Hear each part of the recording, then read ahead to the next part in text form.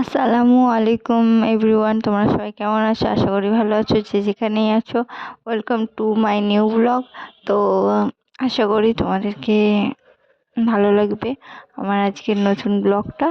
তো আজকের হলো আমি এই ঘরটাকে পুরো গোছাতে হবে, এলোমেলো হচ্ছে, চাদর ফাদর চেঞ্জ করতে হবে। আর এই পুরো খাটটা আমি গোছাতে বসে গিয়েছি। তো আমি এখানে বলছি ভাইয়ের সঙ্গে কেনা আমার ওই মোটা কাঁথাটা গায়ে দিতে হবে, আগের শীতে যেটা আমি গায়ে দিয়েছিলাম। আর এর আগে আমি হালকা ঠান্ডা ছিল বলে একটা অন্য কাঁথা গায়ে দিচ্ছিলাম।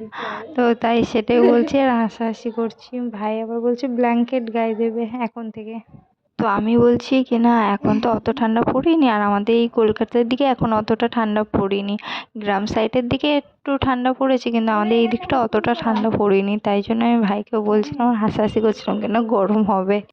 আর আমাদের ব্ল্যাঙ্কেটটা অনেকটাই মোটা, তো তাই জন্য এই এই হালকা ঠান্ডাতে গরমই হবে, তাই ওকে বলছিলাম আর হাসাহাসি করছিলাম। আর এখানে আমি মনের আনন্দই খাট গুছিয়ে যাচ্ছি, ঘর গুছিয়ে যাচ্ছি। দেখো, মনের আনন্দে গুছিয়ে যাচ্ছি এখনো পর্যন্ত। আর পুরো খাট এলোমেলো হয়েছিল, সকাল দিয়েও গোছানো হয়নি, আর চাদর ফাদরও চেঞ্জ করার ছিল। আর অনেক গিলাপ কটাও কিছু কিছু বালিশের কিছু কিছু সব বালিশে চেঞ্জ করিনি, যেটা একটু নোংরা মনে হচ্ছিলো সেটাই শুধু খুলে দিয়েছি, আর চাদরটা চেঞ্জ করেছি। তো এখানে বালিশগুলো ঠিক করে নিচ্ছি একটু, কেন কি এইগুলো পাশে নেই তো বসে যায়, তাই জন্য একটু ঠিক করে নিচ্ছিলাম। তো ওই দিকটা রেখে দিলাম, চাদরগুলো তুলবো সব বালিশগুলো ওই দিকটাই রেখে দিয়েছি। আর খাটটাই যদি বালিশগুলো অত বেশি বালিশগুলো না রাখা থাকে তাহলে ভালোই লাগে। আমাদের অনেক বেশি বালিশ, তো আমরা সব পাশে নিই, এদিক ওদিক নিই, তাই জন্য। আর সব খাটে থাকলে যেমন ভালোই লাগে না। এখানে চাদরটা তুলে নিচ্ছে আর ভাইকে বলছি ফোনটা একটু এদিকটা নিয়ে আয়। তো ভাই চুপচাপ দেখছে, ফোনটা নিয়ে আসে না, তারপরে ফোনটা আনে। আমি চাদরটা বিছিয়ে নিই, তারপর ফের ক্যামেরাটা অন করলাম। তো এই আমি চাদরটা বিছাচ্ছি, ভাইকে বললাম ফোনটা একটু ধর, আমার ফোন ধরা কেউ নেই, তো তাই আমার খুব অসুবিধা হয়। আর কে কোথা থেকে দেখছো আমাকে একটু কমেন্টে জানাও। তো আমার তো চাদর বিছানো হয়ে গেছে, কিন্তু আমার কাপড় ধোয়ার জন্য অনেক কাপড় পড়ে আছে। দেখলে ভাই কিভাবে প্লাস্টিকটা ফাটালো, ভাই প্লাস্টিক পেলে এইভাবে ফাটাই। আর ফাটাতে আমি যাচ্ছিলাম, আর ভাই বলে দাঁড়া দাঁড়া তুই পারবি না, আমি করছি ফাটাচ্ছি।